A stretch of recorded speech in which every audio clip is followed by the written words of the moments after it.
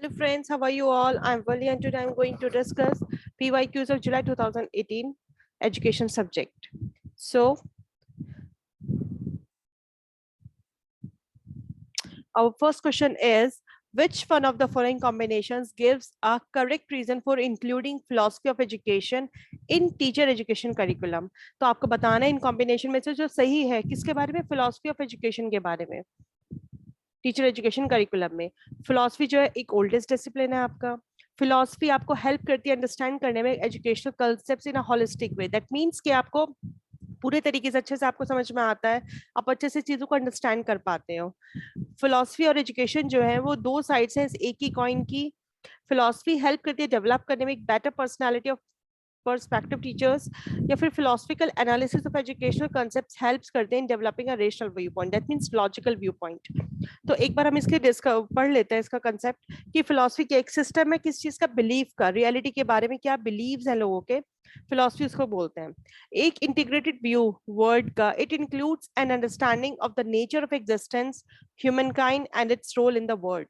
ये इंक्लूड करता है अंडरस्टैंडिंग किस चीज की, nature of existence, human kind और क्या रोल है वर्ल्ड का। Philosophy is the foundation of knowledge and it provides premises by which man can discover truth and uses his mind to support his life। जो teacher education curriculum के basic पे जो points दिए गए हैं basis पे, उसमें कौन कौन सी चीजें आपकी इंक्लूड्स होती हैं। फॉर एग्जांपल जो इसमें टर्मिनोलॉजी गिवन है कि फिलोसफी हेल्प करती है अंडरस्टैंड करने में एजुकेशनल कांसेप्ट्स को होलिस्टिक वे में, ये बात बिल्कुल सही है, पॉइंट हमें ऑलरेडी गिवन है। फिलोसफी आंसर्स देती है सारे क्वेश्चंस का जो एजुकेशन से रिलेट करते हैं। फिलोसफी और एजुकेशन जो है वो क्लोजली इंटर रिलेटेड है। It may defined as the theory of education is the most general phase. Education एक लेबोरेटरी जिसके अंदर फिलोसफिकल डिस्टिंक्शन हम कर सकते हैं, कॉन्क्रीट और टेस्ट कर सकते हैं। फिलोसफी और एजुकेशन जो दो साइड्स हैं सेम कॉइन की। ये पॉइंट आपको ऑलरेडी गिवन है उसके अंदर। Knowledge of concept of education and objectives, knowledge है किस चीज का, फिलोसफी कंसेप्ट ऑफ एजुकेशन का और ऑब्जेक्टिव्स का। Philosophy of education can refer to either the academic field of applied philosophy. A philosophical analysis of educational concepts helps in developing a rational viewpoint. ये point भी आपको already given है, तो ये सब points आपके given है, तो that means इसके basis पर हमारा आंसर क्या हो जाएगा, B, C and E। कि रेशनल व्यू पॉइंट है, होलिस्टिक वे है और एक ही कॉइन के टू साइड्स हैं। नेक्स्ट क्वेश्चन है हमारा, which of the following reflects the stance to be taken by a teacher advocating existentialist education. तो सबसे इंपॉर्टेंट क्या है कि आपको पता होना चाहिए कि एग्जिस्टेंशियलिस्ट एजुकेशन कौन होता है। एग्जिस्टेंशियलिस्ट का मतलब क्या होता है, जो सेल्फ की बात करता है, सब्जेक्टिव की बात करता है, पर्सनल की बात करता है। तो वैल्यूज जो होती है वो टॉट नहीं की जा सकती, या फिर वैल्यूज जो होंगी वो आपकी सब्जेक्टिव होंगी, पर्सनल होंगी। तो यही आपका आंसर हो जाएगा। एक बार इसको हम देख लेते हैं कि जो एग्जिस्टेंशियलिज्म है वो एक फिलोसफिकल मूवमेंट है that is generally considered a study जो कि परस्यू करता है meaning in existence and seeks value for the existing individual की बात जहां की जाती हो, सेल्फ की बात जहां की जाती हो। It unlike other fields of philosophy does not treat the individual as a concept and values individual subjectivity over, ये ऑब्जेक्टिविटी के ऊपर सब्जेक्टिविटी को रखते हैं।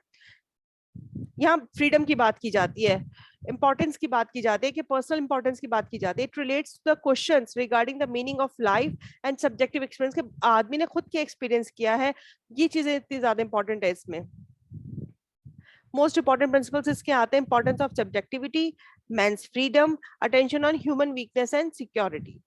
तो इसके बेसिस पे हमारा आंसर हो जाएगा कि जो वैल्यूज हैं आपकी एग्जिस्टेंशियलिस्ट एजुकेशन के बेसिस पे वो सब्जेक्टिव हैं और पर्सनल है।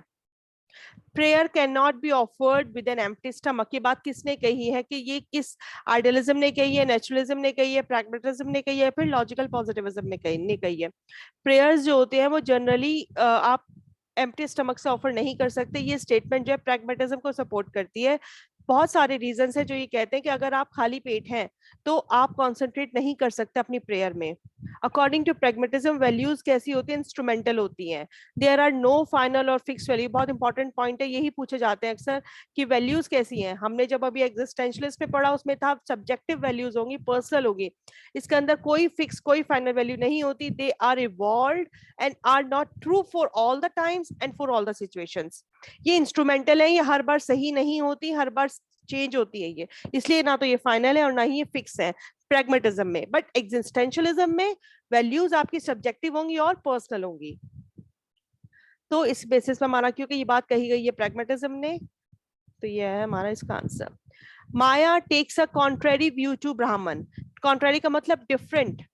माया क्रिएट्स एन इल्यूजरी वर्ल्ड जो अनरियल है। इल्यूजरी का मतलब होता है जो अनरियल वर्ल्ड है। ये बताना है आपको कि सही है कि नहीं, पहले तो आपको पता होना चाहिए कि जो कहा गया है वो क्या है। शंकर ने एक्सेप्ट किया था ब्रह्मा की एंटाइटी को as the prime of the universe. In his view Brahma क्या है, एक अल्टीमेट रियलिटी है। शंकर ने कहा था कि ब्रह्मा जो है वो एक अल्टीमेट रियलिटी है। ब्रह्मा क्या है, इन अनबॉर्न है, इनफाइनाइट है, इनकॉर्पोरियल है।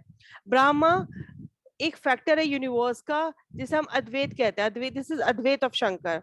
और शंकर के according at the very beginning Brahma builds a maya. Brahma ने ही माया को बनाया था, हेलुसिनेशन को बनाया था, हमारे डिजायर को बनाया था। एक ऐसी पावर जो हमारे अंदर है डिजायर के तरीके से, जो माया जो एक पावर है, he made different things of the universe.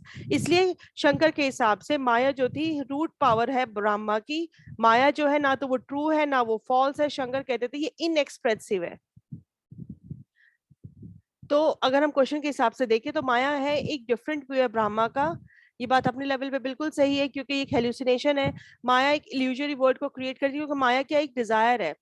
लेकिन ये दोनों आप एक दूसरे से रिलेट नहीं करते, दोनों डिफरेंट हैं। इसलिए इन दोनों की जो एक्सप्लेनेशन ए एंड आर जो है करेक्ट है, लेकिन जो आर है वो करेक्ट एक्सप्लेनेशन एक ही नहीं है, क्योंकि आर अलग है और ए अलग है, रीजन अलग है और एसर्शन डिफरेंट है।